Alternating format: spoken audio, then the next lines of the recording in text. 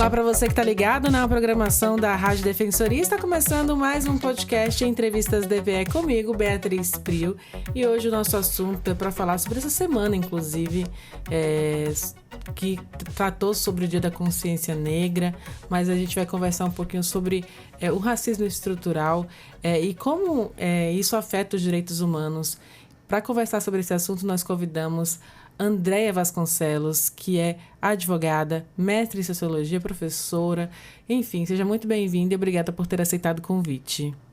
Eu que agradeço, Beatriz, agradeço também à rádio da DPE pela essa oportunidade. Como você falou, é uma semana intensa de muitas reflexões sobre o tema da igualdade racial.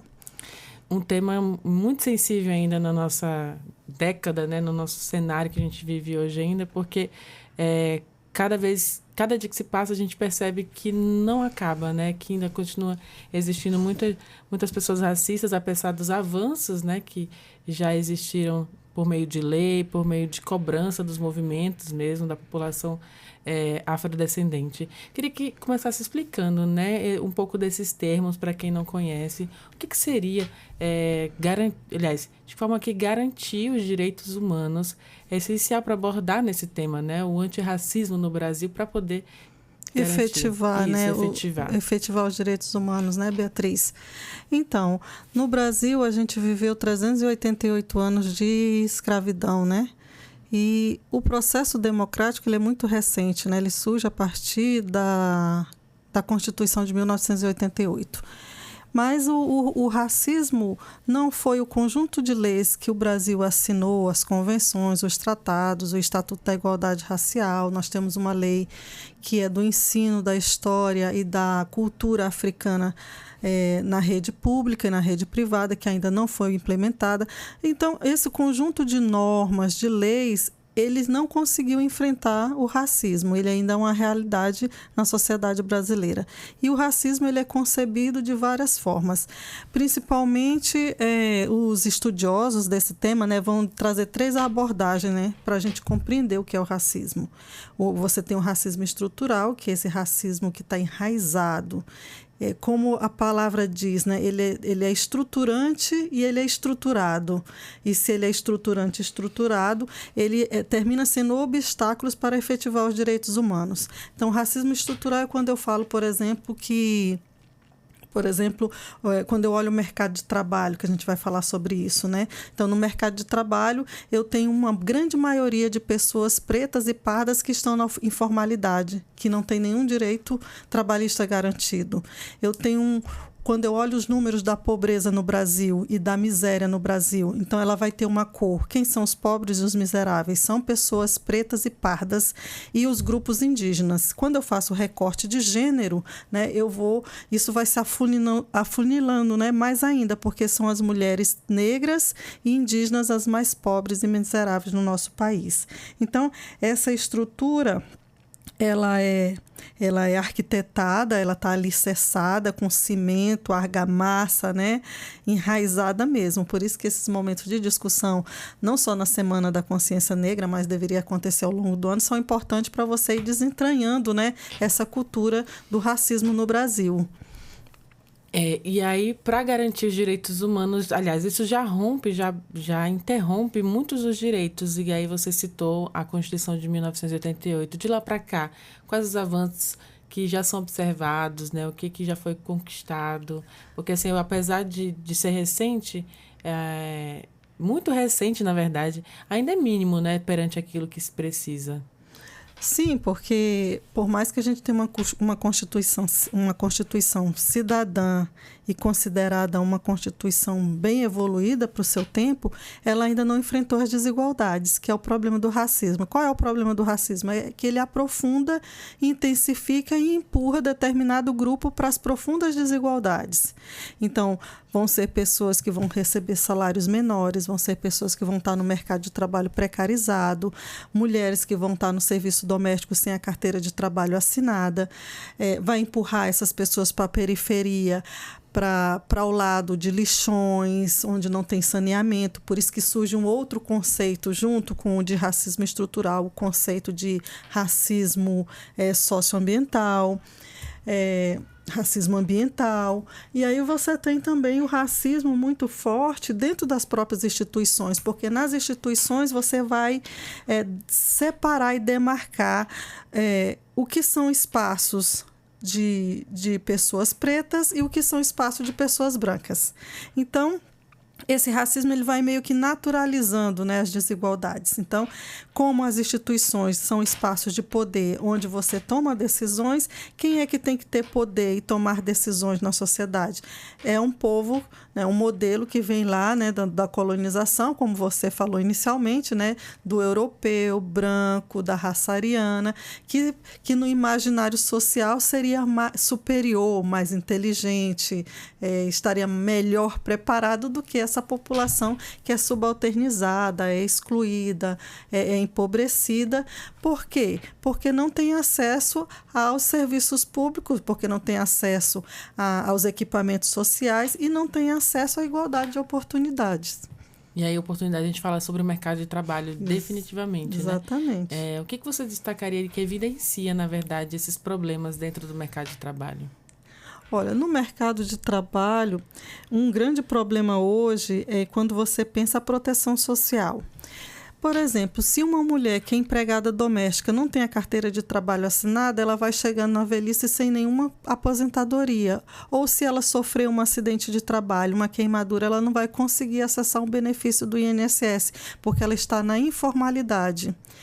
Então, pensar o mercado de trabalho é pensar ele nessa estrutura mais ampla, onde o Estado consiga garantir a proteção para esse segmento social.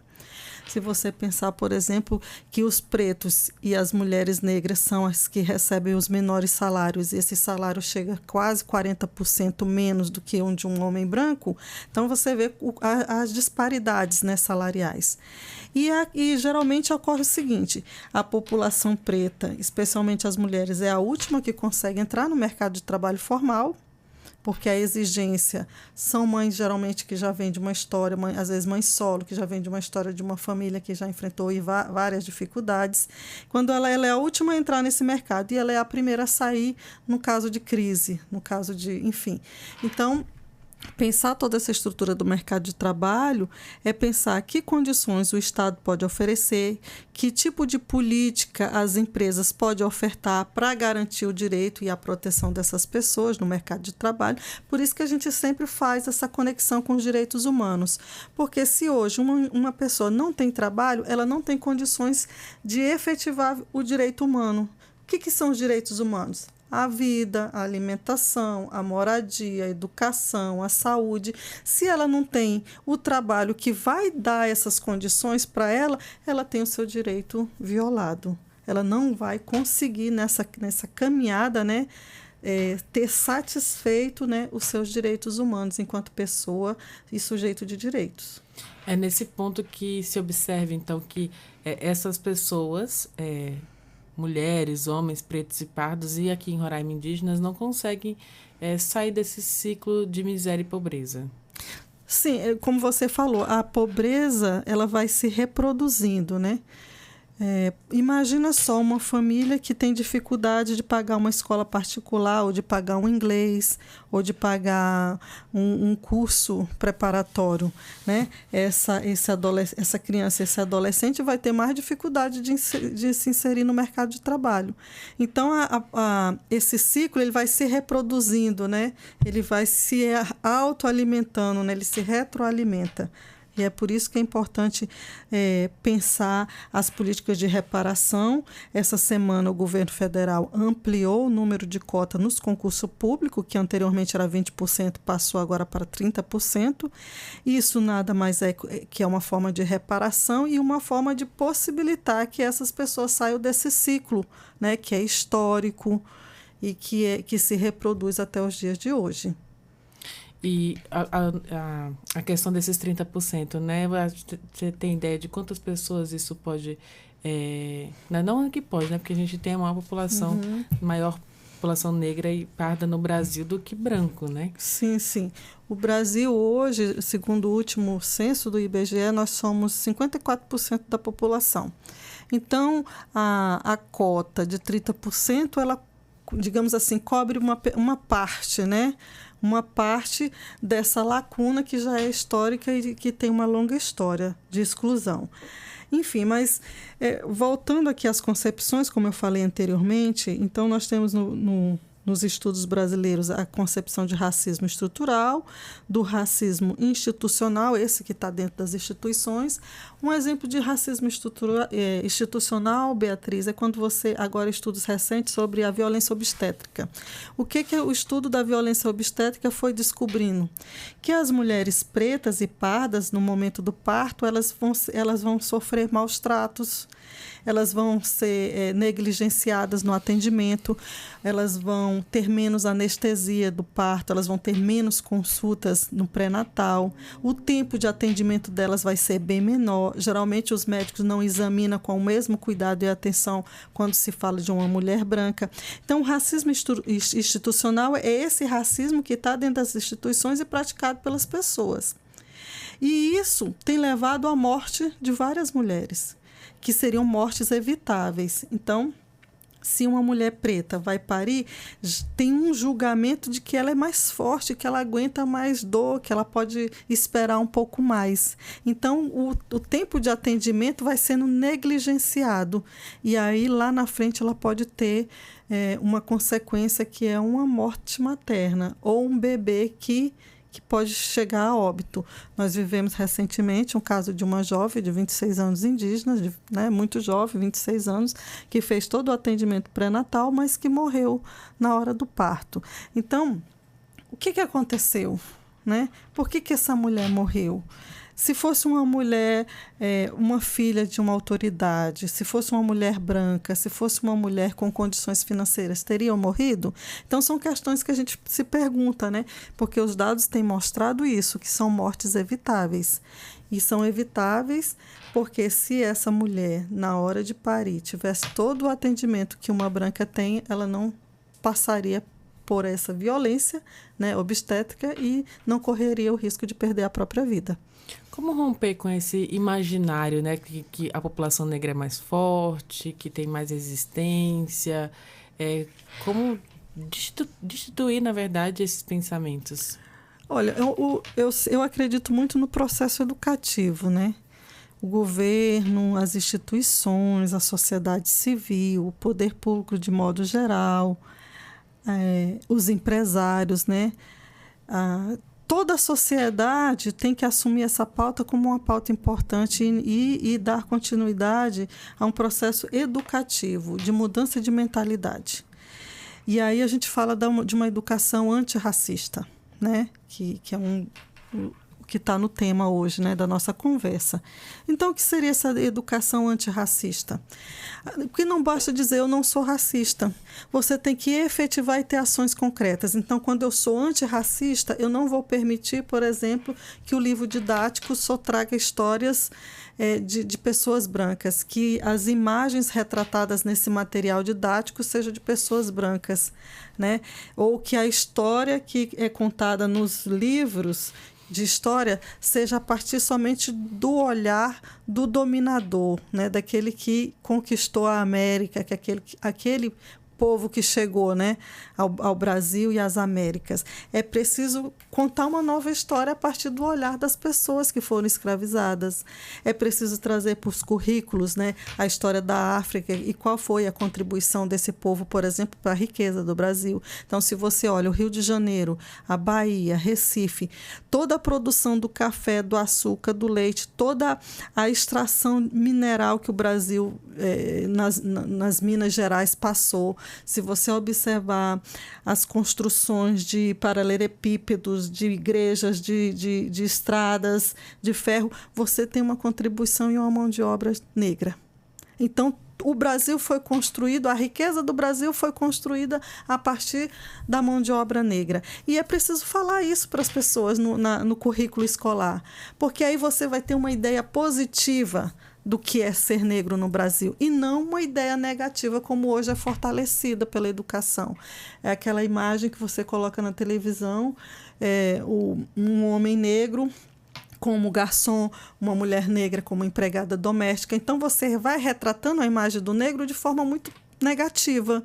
Então, a educação antirracista é o contrário de tudo isso. É você promover nos currículos, no sistema de ensino, na própria LDB, enfim, estou citando aqui mais a educação, mas não só a educação. Isso passa pelo processo de atendimento na saúde, na segurança. Hoje, por exemplo, discutir segurança policial é um grande problema para a população negra, porque o uso da força é desproporcional, né, quando se trata de fazer uma abordagem para um jovem negro que mora na periferia, ou fazer uma abordagem de um jovem branco rico que mora num bairro nobre. Então, são questões, quando a gente fala da luta antirracista, você só vai efetivar os direitos humanos se você tiver esse compromisso de enfrentar com instrumentos concretos na educação, na saúde, no sistema de segurança, né? Essa prática de valorizar e construir uma identidade positiva do povo negro. Que é o povo do Brasil, né? Que é o nosso, que somos nós, né? Somos todos nós, né? Eu sempre digo que é aquele que não é negro de pele mesmo, mas tem descendência. Todo mundo é mestiço aqui. E é respeitar a nossa história que faz a diferença. E aí você pontuou uma questão muito importante, que é a educação. E a gente até antes de iniciar essa entrevista, estávamos falando sobre a lei, né? Que obriga o ensino da educação afrodescendente, né? Da história da população afro aqui no Brasil, essa contribuição. Por que você acha que não consegue ser efetivado dentro das instituições de educação, das escolas públicas e privadas, esse currículo, né, da educação? São várias dimensões que precisam ser observadas, né, Beatriz? Por exemplo, esses professores, eles estão sendo capacitados e preparados para trabalhar essa disciplina com os alunos? É uma pergunta, né? Porque um dos grandes desafios é esse. Você tem uma carga horária, você tem tantas turmas, tantos alunos, e qual é o momento que tem para a capacitação e preparação desses professores para estar fazendo essa abordagem? E não só os professores de história, né? Tem que pensar na abordagem do ensino da história e da cultura africana interseccionada, né? Com outros... Se eu vou discutir ciência, se eu vou discutir português, se eu vou discutir matemática, eu trazer essa abordagem antirracista, né, para o conteúdo. Então, é preciso ter uma escola preparada, é preciso você ter gestores sensibilizados e acreditar que isso é uma pauta importante, porque se o gestor que está ali no dia a dia do processo de ensino-aprendizado não estiver convencido, ele não vai cobrar isso dos discentes ou dos docentes, né? Dos alunos e dos professores. Você também precisa ter no Estado campanhas educativas que falem quais são os impactos do racismo, o que se perde com o racismo, né? Quais são os males que o racismo traz para a sociedade local, para a sociedade brasileira, e trazer essas campanhas, né, para que a sociedade diga assim, poxa, eu não tinha pensado sobre isso, poxa, isso é verdade, né? Aqui em casa, quantas e quantas vezes eu já usei termos pejorativos, eu já disse frases e adágios populares, né? E fiz até o que a gente chama hoje, né, do racismo recreativo, né? Que é as piadinhas de mau gosto para sempre inferiorizar uma pessoa negra. Então, você tem que pensar a educação, você tem que pensar o sistema de atendimento, que é o serviço público, como enfrentar esse racismo institucional, como você vai reeducar essas crianças, esses adolescentes, porque você também tem um ambiente na internet que é muito, muito violento, né? Você tem uma comunicação que é muito violenta também, e você não... Como não tem o controle das redes sociais, as pessoas acham que pode falar o que quiserem. E o modelo padrão de mulher branca, do modelo da mulher que é da boneca Barbie, né? Que as Barbies até 5 anos atrás eram brancas, né? De pouco tempo que começou a ter Barbies negras.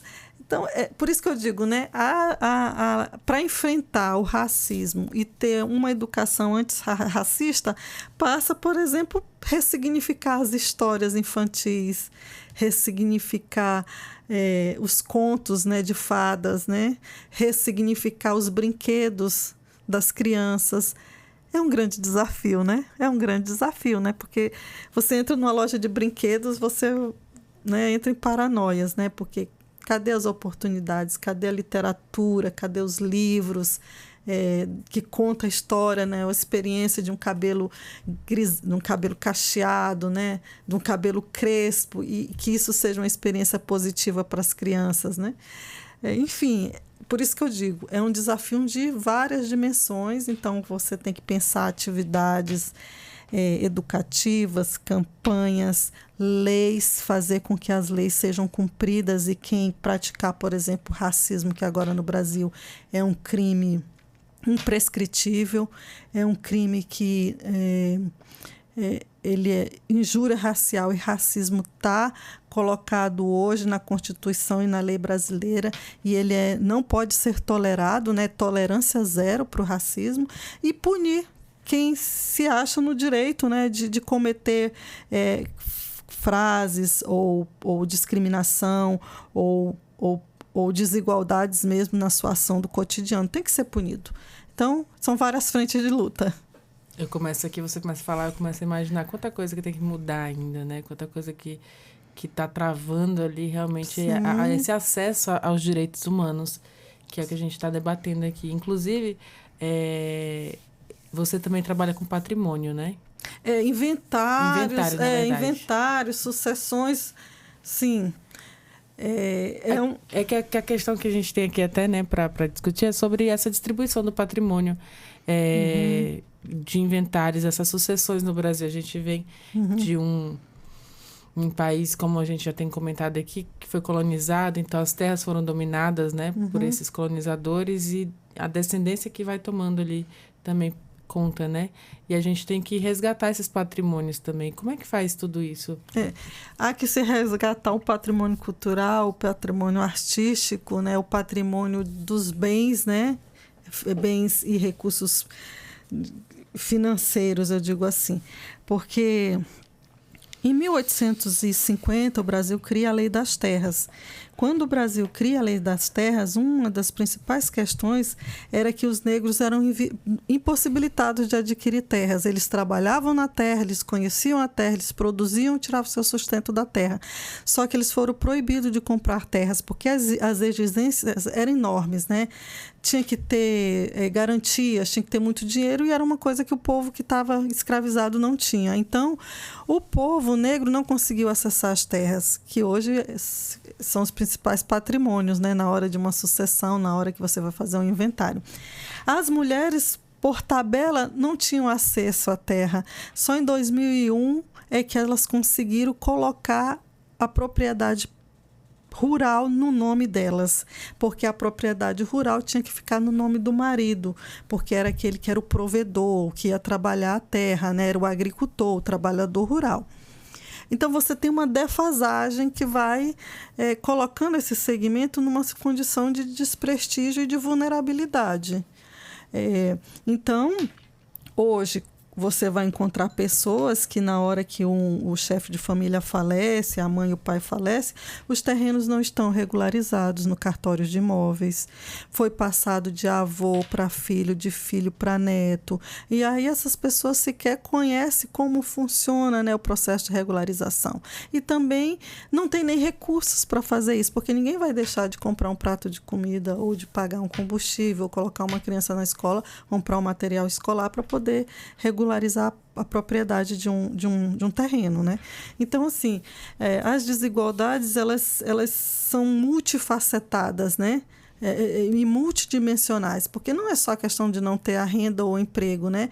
É que vai impactar lá na frente na aposentadoria, que vai impactar lá na frente na propriedade de um imóvel, né? Então, ela se cerca, né, dessas profundas questões aí que tem a ver com o racismo. Para a mulher sempre é mais difícil ainda, né? Exatamente, porque as mulheres, elas... primeiro porque as mulheres trabalham muito, e tem aquela lógica que, se você perguntar de uma dona de casa hoje, em pleno século XXI, no mês de novembro de 2024, se ela não trabalha fora, você chegar a ela e perguntar assim, a senhora trabalha? É muito provável ela dizer, não, eu não trabalho. Só fico em casa. Eu fico em casa, eu sou dona de casa. É como se esse trabalho que ela realizasse não tivesse qualquer valor. E na sociedade, mercado de trabalho se comporta da mesma forma, ele vai hierarquizando, né? É que uma francesa chamada Kegaut vai falar, ela vai dizer assim, olha, o mundo do trabalho ele se organiza em dois princípios, o princípio da hierarquização e o princípio da separação. Primeiro, eu separo o que é trabalho de homem e o que é trabalho de mulher. Segundo, eu vou dizer que o trabalho de homem vale mais e que o trabalho de mulher vale menos. Então, eu vou hierarquizar. E o trabalho doméstico vai estar incluído nesse trabalho que não tem valor. Por isso que, quando você pergunta de uma pessoa, né, se ela trabalha e ela não tiver um emprego formal, remunerado, ela vai dizer que ela não trabalha. E, no fundo, nós sabemos que esse trabalho ele é fundamental. O trabalho reprodutivo é ele que vai dar condições para o trabalho reprodutivo fora, né? Por exemplo, você precisa estar bem alimentada para ir trabalhar, você precisa ter roupas limpas, né? Você precisa ter as condições mínimas, né? de descanso numa cama ou numa rede, né? De forma que você recarregue suas energias e possa trabalhar, né? Então, esse trabalho doméstico, esse trabalho reprodutivo é que dá essas condições e que não é reconhecido no Brasil e que vai ter impacto, por exemplo, na aposentadoria lá das mulheres lá na frente, na partilha de um bem, quando ela não tem o registro da propriedade ou do imóvel. Claro que o Código Civil Brasileiro de 2015 para cá, ele já fez várias alterações. Ele já consegue atender essas mulheres que estão nessa condição mais vulnerabilizada, de vulnerabilidade, né? Por exemplo, você tem o direito real de moradia. Então, se ela perde o marido falece, ela pode ficar na propriedade. Porque, há um tempo atrás, os filhos retiravam a esposa de casa, né? Os filhos, às vezes, do primeiro casamento, né? E essa mulher ficava completamente desassistida. Nossa, muito complicado. De que forma que o sistema jurídico, né, ele pode forçar com que isso aconteça, né? Ajudar a contribuir e transformar essa realidade? Anteontem, dia 19, o Conselho Nacional de Justiça, o CNJ, lançou o protocolo de julgamento na perspectiva racial. O que é esse protocolo? O sistema judiciário brasileiro vai ter que ter um olhar na hora de analisar uma ação, um processo que é uma pessoa negra, um jovem negro, uma mulher negra, e vai ter que olhar essa pessoa na sua integralidade, né? Não dá mais para não ter essa perspectiva racial quando você olha os processos, né? Porque esse jovem que foi preso, digamos assim, no Brasil a gente tem essa questão do encarceramento em massa, né? Então, quem são hoje as pessoas encarceradas? Pensando no sistema de justiça que você falou agora. São pessoas jovens, mulheres pretas, pardas, jovens negros, pretos, pardos. São a maioria dos encarcerados. Por que são pretos e pardos e pobres? É porque o sistema de justiça, com a chamada guerra às drogas, pega o que está lá na ponta, mas não consegue alcançar quem são os grandes traficantes, quem são os políticos, os homens e mulheres de posse que estão em cima, né, desse tráfico e dessa rede, né, de ilicitudes. Você pega o mais frágil, o mais vulnerabilizado. Então, o protocolo o juiz vai ter que dar uma olhada. Quem é esse jovem de 14 anos, essa menina de 18 anos que foi presa? Ela mora onde? Na periferia? Ela estava fazendo isso para sobreviver? Qual é a condição de vida dela? Era para comer? Enfim, pensar na perspectiva, né, da racial é você avaliar essa pessoa na sua integralidade para fazer um julgamento o mais justo possível, onde a justiça de fato aconteça, porque não significa que o sistema judiciário seja justo, né? Ele comete erros, ele comete falhas, porque quem está ali são pessoas que também são racistas, que são machistas, né? Enfim, que reproduz esse modelo que é histórico, né? E que traz aí nas nossas... Está aí na nossa herança, né? Qual o impacto que isso pode ter para o sistema carcerário mesmo, assim, para tirar essa grande massa de dentro das penitenciárias? Da mesma forma como eu falei no ensino de história da África e cultura da África, é necessário pensar várias dimensões, né, do problema, né? São muitas camadas, né? São muitas camadas. Então, por que esse jovem, qual é a oportunidade que ele tem na periferia? Né, de estudo, de lazer, de esporte, de cultura, de inglês, de saúde, enfim, também. De saúde, de segurança, né? Como é esse ambiente, né? Essa convivência, esse processo de socialização, como ele ocorre? Ele está numa família que tem as condições de dar, né, um certo conforto para ele, ou ele vive numa família que tem uma família vulnerável, que passa inúmeras dificuldades, que tem problema de uso abusivo de álcool, que tem violência doméstica, né?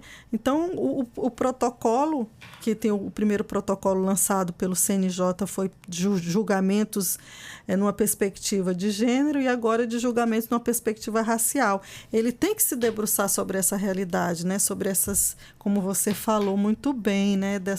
Essas camadas, né? Como é o ambiente escolar, que tipo de educação e acesso esse jovem teve, né? E se ele está pagando a pena dele, qual é a alternativa para ele estudar e para ele se ressocializar e retomar e ter uma vida, né, digna, né, na sociedade brasileira? Então, é pensar nesse processo de que instrumentos hoje nós temos de punição. É só um encarceramento? Não existe outras possibilidades? Porque no Brasil, nós fomos criados e nós nos forjamos numa sociedade que é muito punitiva. Então, fez uma coisa errada, o pai e a mãe davam uma pisa no menino, né? E nós estamos caminhando para outro patamar, de ter uma sociedade que seja democrática, que seja um processo mais de diálogo, que seja um processo mais educativo, né? Para criar realmente cidadania, né? Cidadania na perspectiva de que ser cidadão é ser sujeito de direitos, mas é também ser sujeito de deveres. E esses deveres também têm que ser cumpridos, né? Por ambos, né? Por todos. Isso é verdade. E aí a gente fala dessa população que está sendo encarcerada ainda até hoje, né? Muitos envolvidos com o tráfico, mas aquele, como você disse, que está na ponta, né? O mais fragilizado, que talvez não, que na maioria dos casos é vítima também, né? Do sistema, né? Exato. De todo esse sistema. E aí, nessa ponta também estão as pessoas que estão à margem da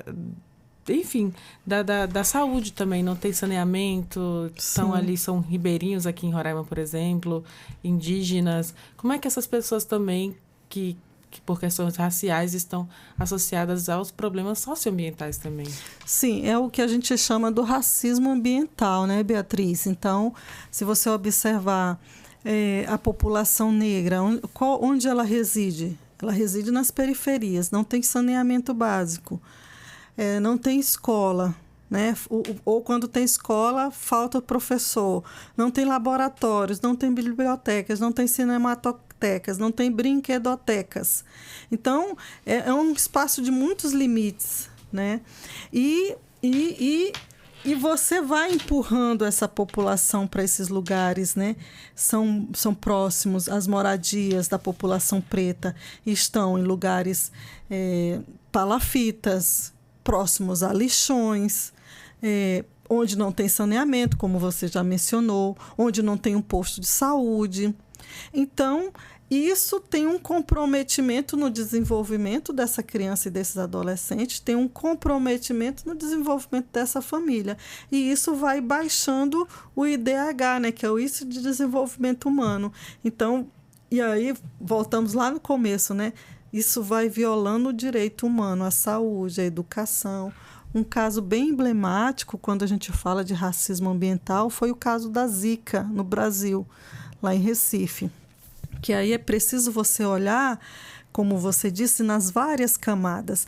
Por que essas mulheres tiveram filhos com microcefalia em função da Zika? Porque essas mulheres moravam em regiões muito pobres do Recife, foram picadas, essas mulheres tinham dinheiro para comprar repelente.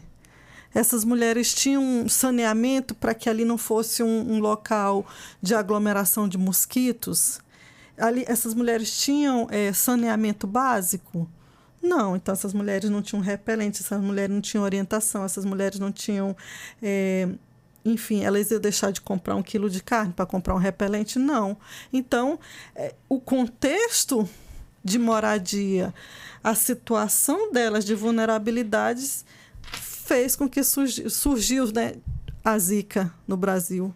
Né? Surge a Zika no Brasil, que é do parente lá dos mosquitos da Aedes aegypti, muito forte, e que, em consequência disso, elas tiveram filhos com microcefalia. E aí o Estado, como é que o Estado amparou essas mulheres? Não amparou essas mulheres. Não teve esse olhar multifacetado, esse olhar com essas várias dimensões que o caso exigiria, né? Não foi culpa dela ter esses filhos, essa criança com microcefalia. O Estado tem que se responsabilizar, a sociedade tem que se responsabilizar, os governantes têm que ser responsáveis. Então, isso é só para retratar, isso é um exemplo, a gente tem vários exemplos, mas isso é só para retratar de como o racismo ambiental impacta a vida dessas pessoas mais vulnerabilizadas. E aí a gente fala de tudo isso, né, da necessidade que a população negra, parda, indígena tem no Brasil. Como inserir, então, essas pessoas que estão, digamos, mais vulnerabilizadas, à margem, em posições de poder também, para que elas, lá dessa instituição, né, política, possam sugerir e demandar a legislação, políticas públicas para aquelas pessoas que estão na ponta?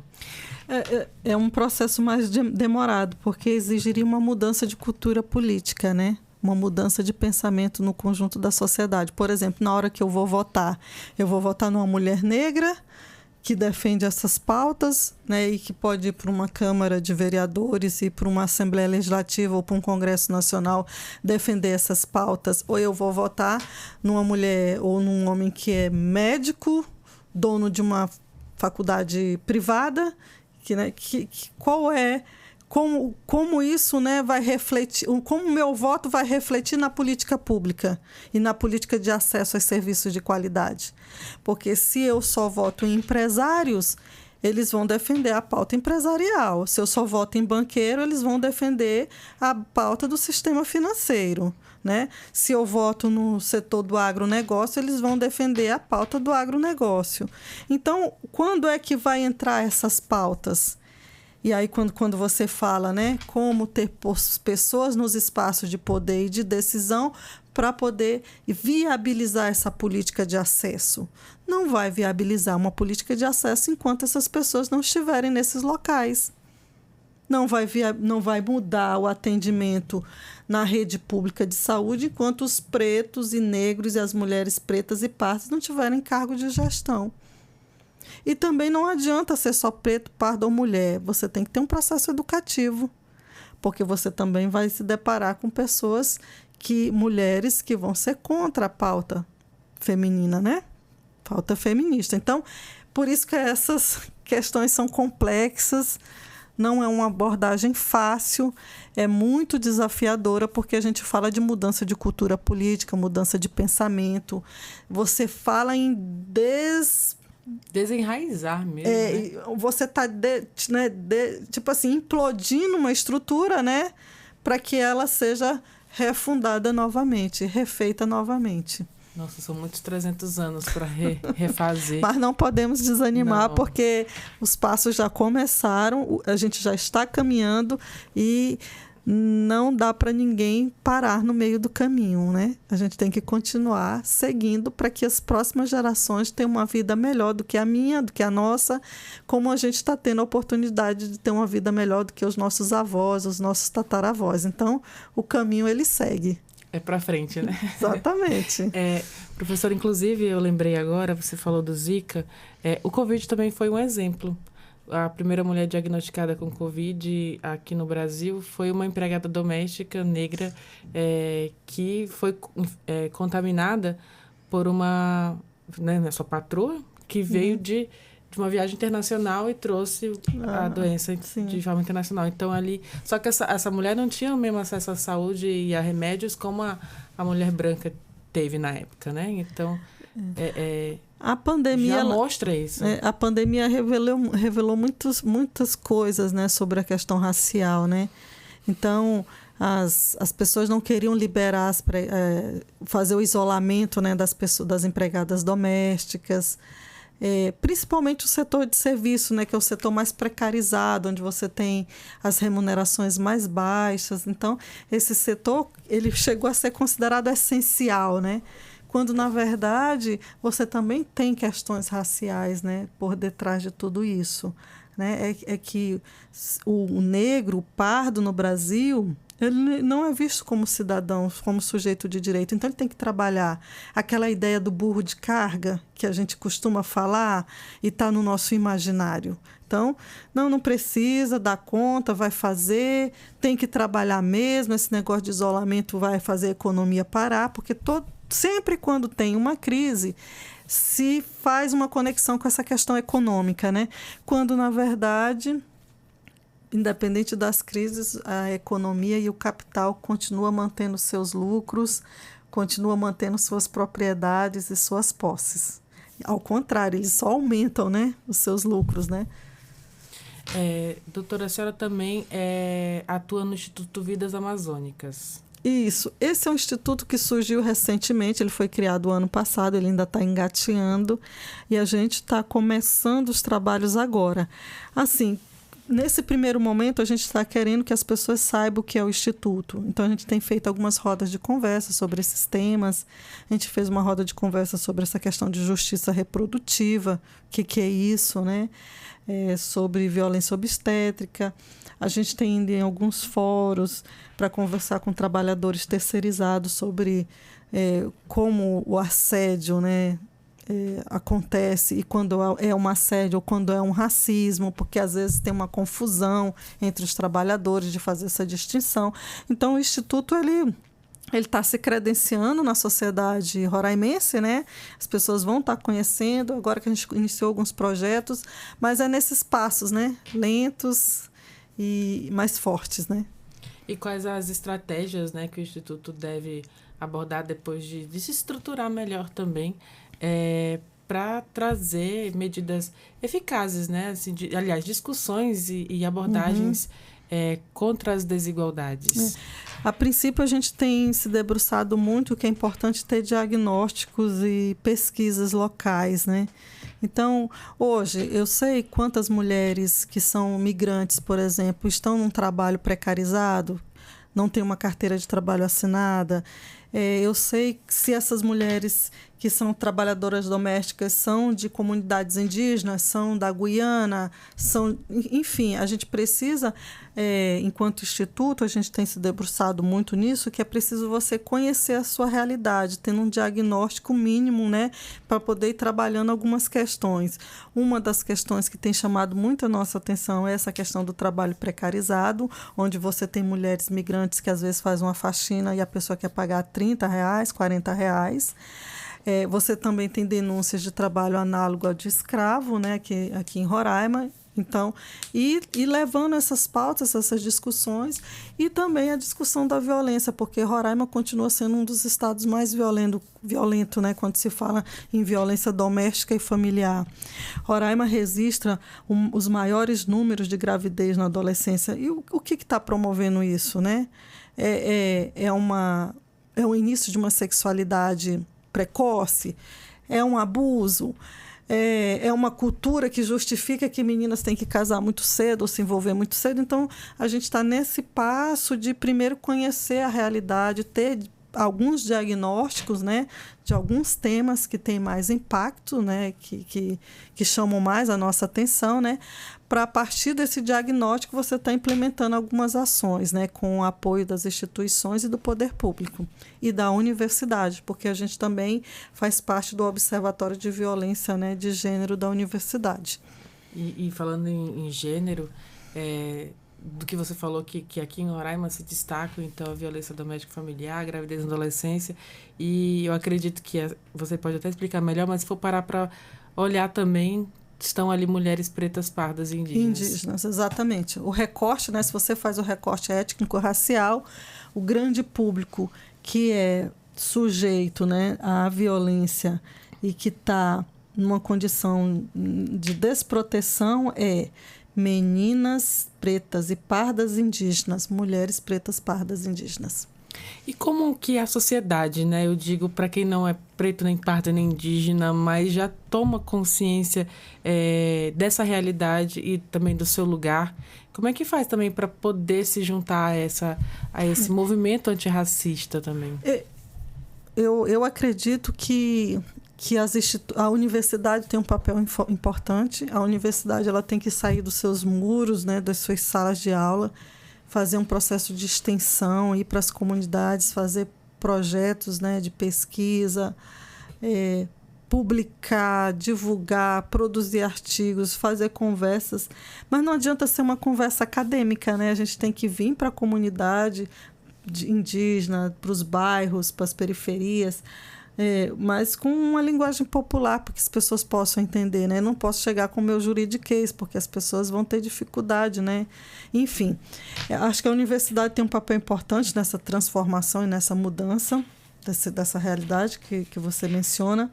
O movimento social ele precisa ser fortalecido, porque o movimento social ele vai acolher essas demandas. Ele está ali, né, no bairro, ele está vendo o que as mulheres passam, o que as crianças passam. Então, o movimento social é importante porque ele é um instrumento de luta, é um instrumento reivindicativo, é um instrumento que faz pressão aos governantes. Eu acho engraçado aqui em Roraima, porque o Dia Internacional da Mulher, dia 25 agora é o dia de enfrentamento à violência, né? Aí o governo vai para a rua fazer caminhada e manifestação. Então, ele está cobrando quem? Ele mesmo? Né? E não é um papel dele. No dia do 8 da mulher, a Assembleia tinha que dizer, olha a lei que eu elaborei. Todas as ruas vão estar iluminadas para que as mulheres se sintam mais seguras, né? Vamos aqui, vai ter uma lei que as mulheres que sofrem violência não vão ser demitidas. Enfim, pensar instrumentos legais, né, cada um na sua esfera. O governo, hoje eu estou lançando uma grande campanha de enfrentamento à violência, hoje eu estou abrindo um centro de atendimento, hoje eu abri um centro educacional, mas ele ir para a rua fazer a manifestação com cartaz, ele está cobrando quem? Ele mesmo?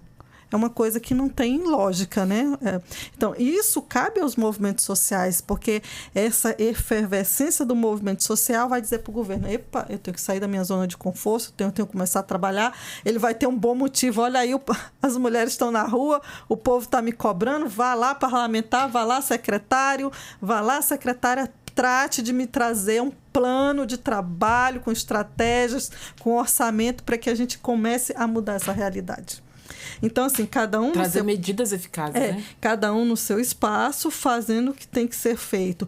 Porque o próprio movimento, ele não é o executivo, ele não tem como executar a política.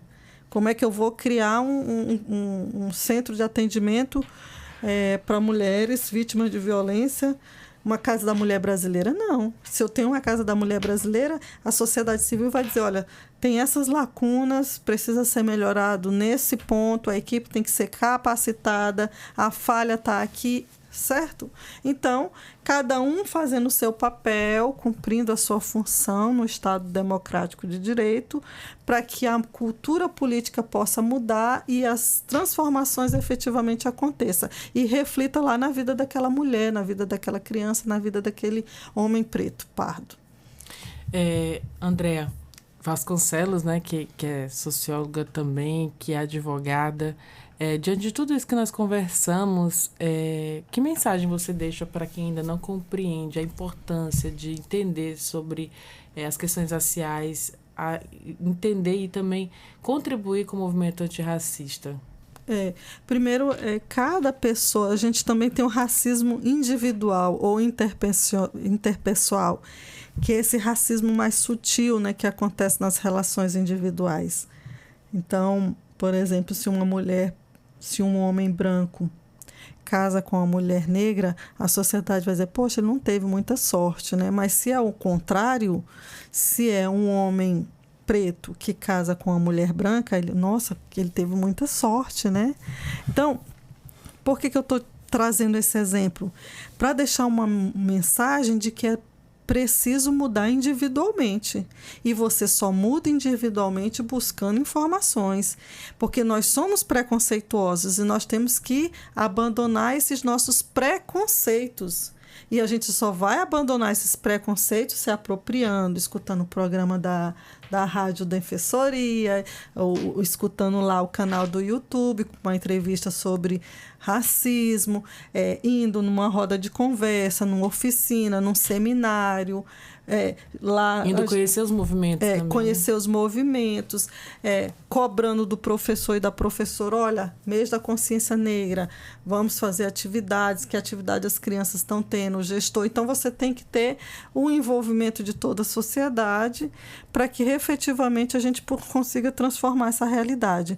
E eu deixo como mensagem que é preciso sonhar, né? Tem uma frase muito, muito linda de um poema da Angela Angelou, que é uma mulher negra norte-americana, que ela diz: todo dia eu me levanto. E é isso, todo dia a gente tem que se levantar e dizer que tem que melhorar a política, tem que cobrar dos governantes, tem que apostar nos movimentos sociais que estão ali com um papel importante na sociedade, nas estruturas sociais como um todo, né? Se a gente observar um ato de violência, de violação de um direito humano, de racismo, denunciar, encorajar as pessoas para que denunciem. Vamos parar com essa história, deixa para lá. Já passou essa fase, deixa para lá. Também, né? Eu não sabia. Não, essa fase já passou. Hoje a gente vive numa sociedade que é uma sociedade democrática, que é uma sociedade reivindicativa. Então, a cada ano que passar, vão surgir novos direitos e vão surgir novas reivindicações, e elas são necessárias para que a vida se torne melhor. Então, não existe essa história, porque no passado era melhor. Não era melhor. No passado era escravidão, no passado era jornada de trabalho de 20 horas, a vida média de um trabalhador inglês era de 25 anos. Então, aquele passado não vai voltar mais e nós não queremos ele, porque a gente quer realmente uma sociedade que seja uma sociedade onde a cidadania e o sujeito de direito seja respeitado. E os direitos humanos sejam garantidos. Exatamente. André, agradeço muito a sua participação aqui conosco, né? Esclarecer também essas informações, inclusive já me corrigindo, esclarecer a palavra em si. A gente tem substituído muitas palavras também, né? Ainda agora, antes de começar a entrevista, e eu acho importante essas correções, e eu gosto de quando eu sou corrigida também, eu falei para que fique claro, né? Uhum. E claro é um termo que você utiliza para dizer que algo que é claro é melhor do que algo uma coisa ficou preta, que você deu exemplo, né? Então, assim como eu recebo essa mensagem, eu repasso aqui também para quem ainda precisa mudar essas questões da língua, né? Do que a gente aprendeu desde a infância, a gente pode mudar e a gente conscientemente pode se corrigir. Muito obrigada, viu? Prazer conversar e entender um pouquinho mais sobre essa temática. Eu que agradeço a oportunidade, agradeço a Defensoria, a Rádio Defensoria, e quero dizer que a luta continua. Muito obrigada e que todos tenham uma boa semana. É isso, então assim a gente vai encerrando mais um podcast de Entrevistas DPE. Hoje conversei com a advogada, mestre em Sociologia, também ativista aqui, que é a Andréa Vasconcelos, falando sobre o tema antirracismo, né, os direitos humanos. Mais uma vez, muito obrigada. E eu te lembro que você pode ouvir essa e outras entrevistas acessando os canais oficiais da Defensoria Pública de Roraima, no Deezer, no Spotify e no YouTube. Qualquer dúvida é só digitar Defensoria RR. Muito obrigada pela sua companhia e até o nosso próximo encontro. Tchau, tchau!